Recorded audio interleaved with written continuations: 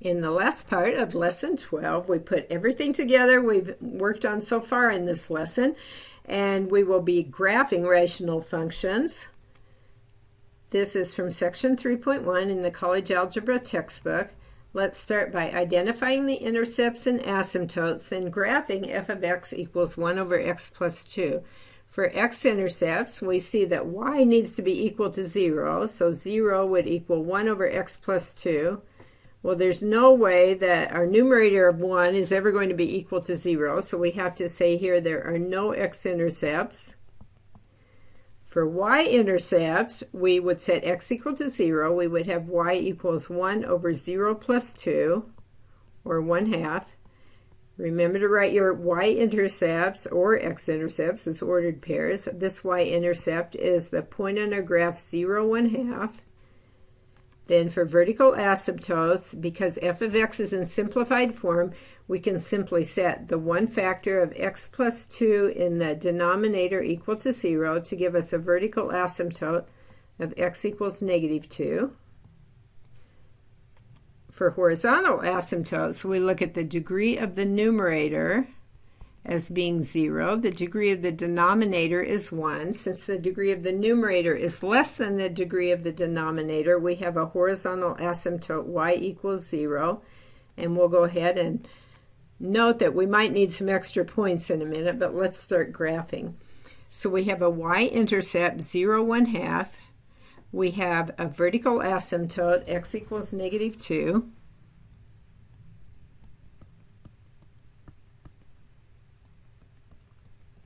Okay, and we have a horizontal asymptote y equals 0, which is the x-axis here.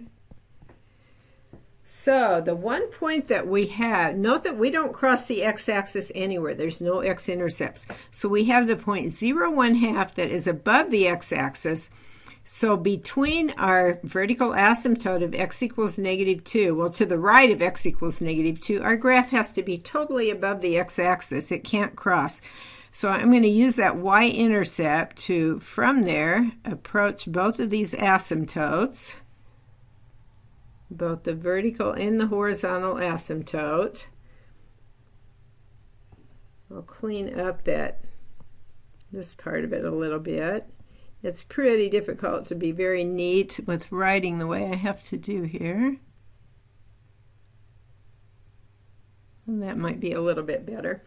Okay, so to the left of x equals -2, what's going on? We're either going to be totally above or totally below the x-axis. I'm going to plot an additional point here just to see what's going on. Let's try maybe letting x be equal to -3. And then in that case, y would be equal to 1 over -3 plus 2, which would be 1 over -1 or -1. So we see that on our graph, we're going to have the point of -3, 1, -3, -1 right here. So to the left of my vertical asymptote, I'm totally below the x-axis, but I am going to be approaching both this horizontal asymptote and the vertical asymptote. I try to make my curves nice and curved. Doesn't always, well, actually, as soon as I said that, that one doesn't look very curved. Okay, so,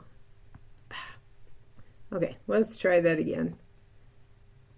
So we have the point -3, -1, and we're going to come up here and approach the horizontal, come to the right, head down, approaching the vertical asymptote. Okay, so there is our graph. Now we're going to identify the intercepts and asymptotes and graph f of x equals x plus 1 over x minus 2. Okay, so the first thing I'm looking for is x-intercepts. To find x-intercepts, we set y equal to 0, and the only way that y is going to equal 0 is if my numerator, x plus 1, equals 0.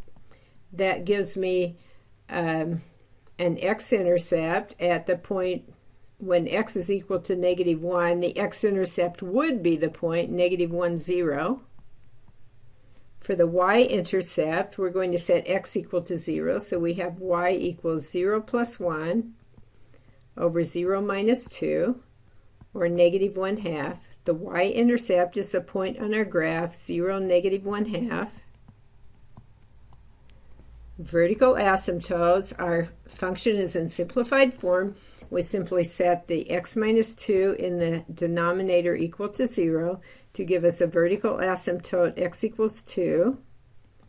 The horizontal asymptote, note that the degree of the numerator is 1. The degree of the denominator is 1. Our leading coefficient in the numerator and the denominator both happen to be 1s. So our horizontal asymptote would be y equals 1 over 1 or y equals 1. Now we probably will need some extra points, but let's go ahead and start graphing. We have the x-intercept negative 1, 0. We have the y-intercept 0, negative 1/2. Vertical asymptote x equals 2.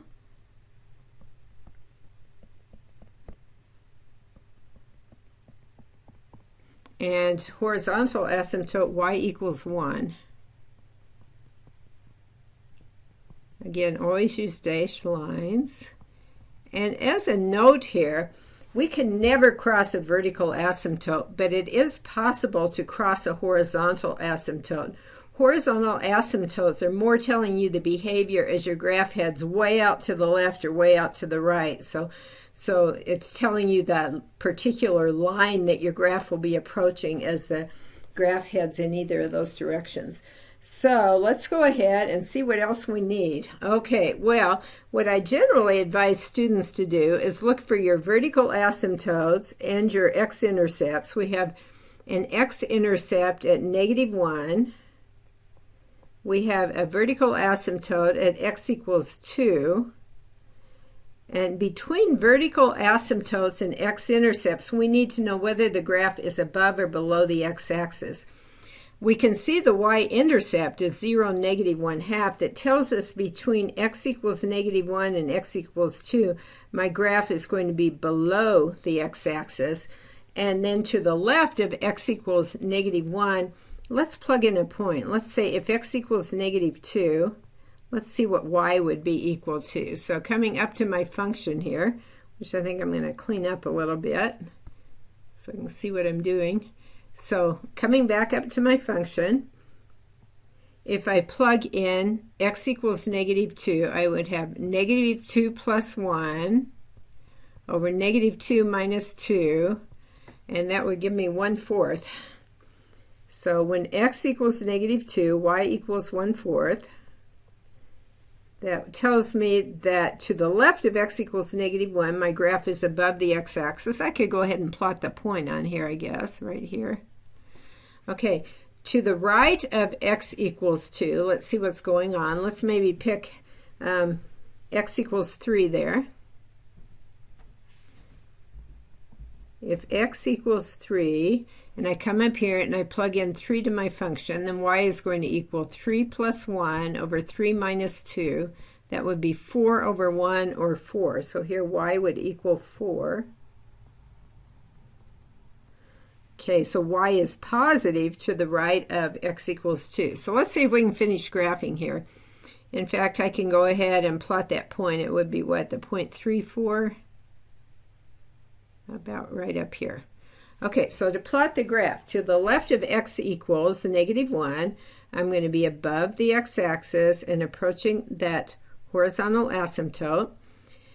To the right of x equals negative 1, I'm going to be below the x-axis, headed on down, approaching the vertical asymptote here. To the right of x equals 2, I'll be above the x-axis, and I'm going to be approaching both asymptotes here, so maybe something like so. Let me fix that a little bit.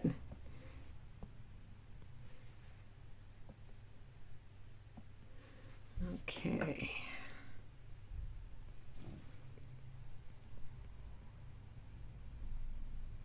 All right, something like that. And again, we're going for general behavior here. We're not getting the exact perfectness that we could if we plotted 100 points or something. Okay, let's go on to find an equation for a rational function r of x. So we're going to have r of x equals something or other, and it's going to be rational. that has an x-intercept 0, 0. So if we have an x-intercept 0, 0, that means that a 0 of my function is going to occur at x equals 0. That means that, remember, x-intercepts come from the numerator. That means in the numerator, I'm going to need a factor of x minus 0, or just an x. We'll just throw an x in here.